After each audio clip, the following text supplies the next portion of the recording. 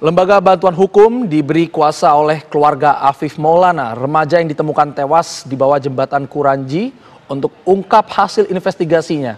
LBH menduga kuat kematian Afif akibat penyiksaan yang diduga dilakukan oleh oknum polisi saat melakukan pembubaran aksi tawuran 2 pekan lalu. Lembaga Bantuan Hukum Padang ungkap detik-detik Afif Maulana, anak berusia 13 tahun yang tewas diduga akibat disiksa oknum anggota polisi.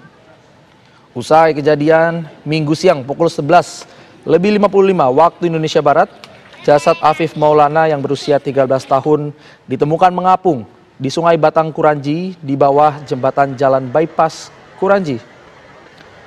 Tubuh Afif dan korban lain yang ditangkap saat itu penuh luka-luka yang diduga karena disiksa menggunakan rotan, setrum, ditendang hingga disundut rokok yang diduga dilakukan agar para korban mengaku sebagai pelaku tawuran.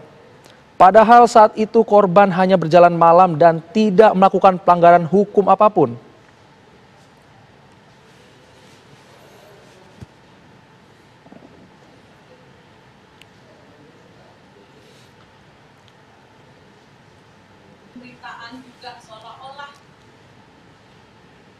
Dan pemirsa, kita akan mengupdate kondisi terkini kasus tewasnya remaja yang diduga akibat dianiaya oknum polisi. Sudah bergabung bersama kita reporter TV One Wahyudi Agus. Selamat pagi Wahyudi.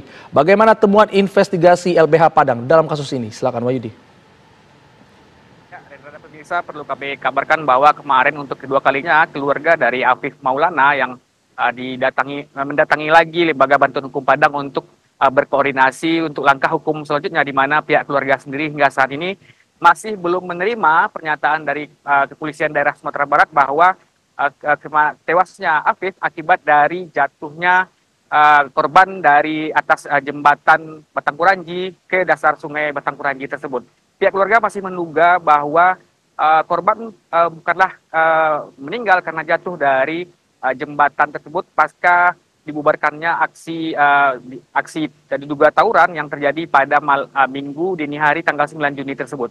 Nah, saat berkoordinasi dengan pihak LBH sendiri, LBH juga menyatakan bahwa banyak kejanggalan yang ditemukan di tubuh Afif Maulana sendiri, dan sehingga mereka kembali untuk melakukan investigasi sendiri.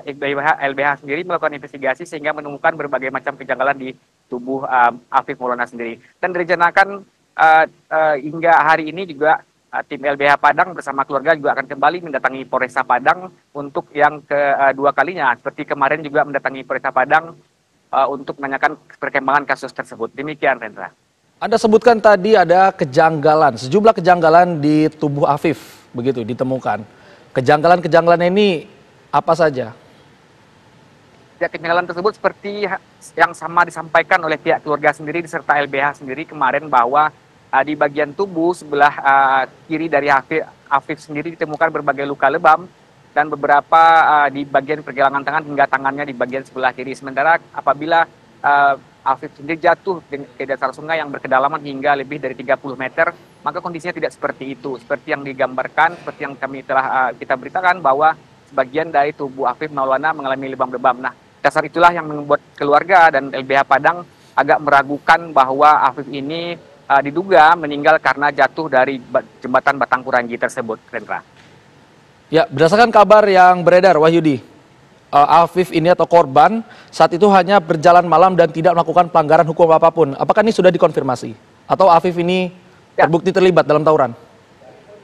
Ya, terkait hal tersebut, bahwa keluarga juga menyaksikan bahwa anaknya Afif Maulana adalah terlibat dalam rencana tawuran yang terjadi malam hari itu. Karena kemarin kita sempat berbincang dengan ayah korban bahwa Afif sendiri di saat malam kejadian merupakan kali pertama bagi dia untuk keluar malam pada waktu itu, dengan alasan bahwa mau pergi nonton bareng sepak bola yang diajak oleh salah seorang anak yang mengendarai sepeda motornya, yaitu berinisial A, pada malam hari itu. Dan itu merupakan kali pertama dia keluar rumah, dan sehingga keluarga sangat tidak mempercayai bahwa Afif sendiri adalah salah satu anggota dari geng tawuran tersebut. Nah, menurut keterangan yang kami himpun, bahwa dari pihak kepolisian juga menyebutkan bahwa tawuran tersebut memang belum terjadi, baru akan bersiap-siap untuk para remaja melakukan tawuran pada malam hari itu. Namun dengan kedatangan dari tim pengurai massa ya dari Polda Sumbar, Sabara Polda Sumbar, langsung melakukan penghadangan kelompok-kelompok yang akan melakukan tawuran.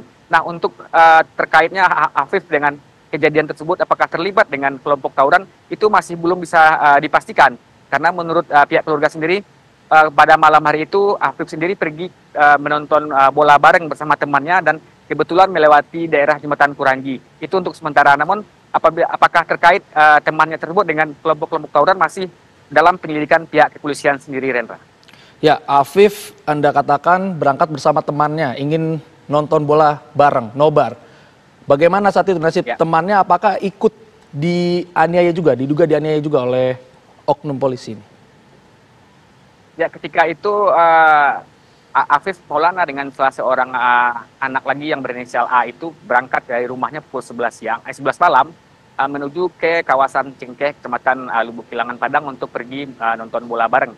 Setelah itu mereka pada pukul 2 dini hari ayah Afif sendiri sempat menelpon anaknya menanyakan jam berapa pulang. Namun Afif menyebutkan bahwa mereka lagi berkumpul di kawasan Cengkeh tersebut dan masih berkumpul dengan teman-teman yang lain untuk makan-makan seperti bagaimana remaja selayaknya. Nah, kemudian pada waktu yang bersamaan itu masih dini hari ternyata kelompok si anak ini pergi berangkat dengan kendaraan menuju ke kawasan Jembatan Kurangi yang belum diketahui tujuan mereka berangkat ke lokasi tersebut.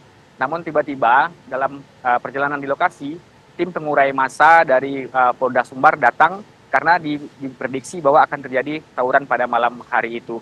Sehingganya mereka berhasil mereka diamankan oleh petugas Polda Sumbar. Dalam namun ada kan.